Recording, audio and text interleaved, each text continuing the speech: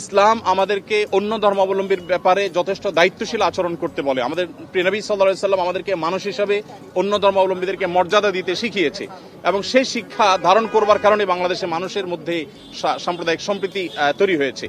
আমরা আমাদের আশেপাশের বিভিন্ন জায়গা থেকে সাম্প্রদায়িক সম্প্রীতির যে নাসিহা শুনে থাকি, উপদেশ শুনে থাকি, সেই সমস্ত জায়গায় যখন দেখি যে সংখ্যালঘুরা নির্যাতিত হচ্ছে, আঘাতপ্রাপ্ত হচ্ছে এবং দলে দলে তাদের উপাসনাগুলো ভাঙা হচ্ছে, আমার মনে হয় সেই জায়গাটাতে আমাদের মনোযোগ দেওয়া দরকার।